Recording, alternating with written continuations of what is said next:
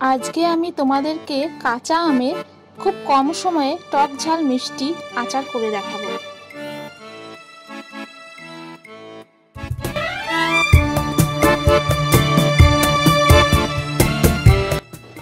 এখানে মিষ্টি আচার করার জন্য আমি 3টে বড় সাইজের আম নিয়েছি। আমগুলোকে ভালো করে ধুয়ে নিয়ে মুছে নিচ্ছি যাতে জলটা গায়ে না থাকে।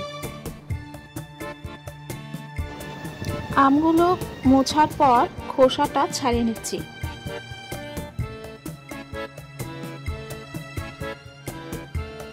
দেখো আমগুলো খোসা ছাড়ানো হয়ে গেছে। এবার এগুলোকে আমি ক্রাশারে ঘষে নেব। ক্রাশারের এই মোটা পাশটা দিয়ে আমি আমগুলো ঘষে নিচ্ছি। আমগুলো মিহি করে কোড়ানো হয়ে গেছে। এবার বাকি স্টেপটা করব। এবার এই কোড়ানো আমের মধ্যে গুড় দিয়ে দিচ্ছি। 300 গ্রামের বেশি এখানে আমি গুড় মিশিয়েছি।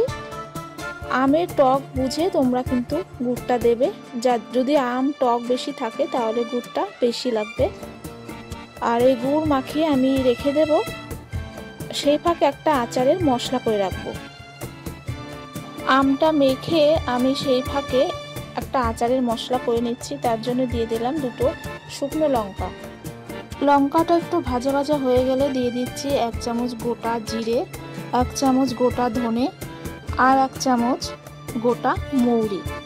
সব শেষে দিয়ে দিচ্ছি সামান্য কয়েক দানা মেথি। মেথিটা কিন্তু বেশি দেবে না, না হলে পুরো আচারটা তেতো হয়ে যাবে। মশলাটা মোটামুটি ভাজা হয়ে গেলে এটা আমি নামিয়ে ঠান্ডা করে গুঁড়ো করে নেব। এবার ওই কড়াইতে যে আমটা আমি গুড় দিয়ে মাখিয়ে রেখেছিলাম সেই আম মাখাটা দিয়ে দিচ্ছি। আমের একটা জল ভাব আছে, তো সেই জল ভাবটা যতক্ষণ না যায় ততক্ষণ আমরা এটাকে সমানে নেড়ে চেড়ে যাব। কিছুক্ষণ নাড়াচাড়ার পর বেশ একটু সামান্য গাঢ় গাঢ় হয়ে এসছে। এবার আমি কিছুটা চিনি দিয়ে দিচ্ছি। তোমরা চাইলে এই আচারটা পুরো গুড় দিয়েও তৈরি করতে পারো। আমি একটু কিছুটা চিনি দিয়ে দিলাম যাতে মিষ্টিটা ঠিকঠাক হয়। দেখো অনেকটাই গাঢ় গাঢ় হয়ে এসছে। আমি প্রায় 7-8 মিনিট ধরে এটাকে নেড়ে যাচ্ছি। আর এখন গ্যাসের ফ্লেমটা একদম কমিয়ে দিয়েছি যাতে তলাটা একদম আটকে না যায়। আর এবার দিয়ে দেবো এতে টেস্ট অনুযায়ী বিট নুন। যদি বাড়িতে বিট নুন না থাকে এর পরিবর্তে তোমরা সাদা নুনও দিতে পারো।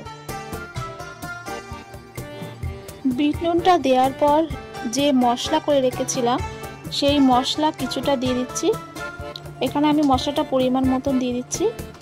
আর মশলাটা দেওয়ার পর একটু নাড়াচাড়া করে নেব।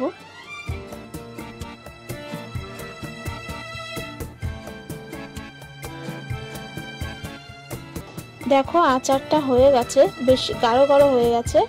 এর থেকে আমি আর বেশি শোকাবো না। আর কালারটাও বেশ খুব সুন্দর হয়েছে। এতে আমার আলাদা করে আর লঙ্কার গুঁড়ো মেশানো লাগেনি, এমনি কালারটা ভালো এসছে। এরকমভাবে তোমরা করে বাড়িতে কাচের বয়ানে কিন্তু রাখতে পারবে। অনেক দিন ধরে এই কাচের বয়ানে রেখে খেতে পারবে। তোমাদেরকে এবার পরিবেশন করে দেখাচ্ছি।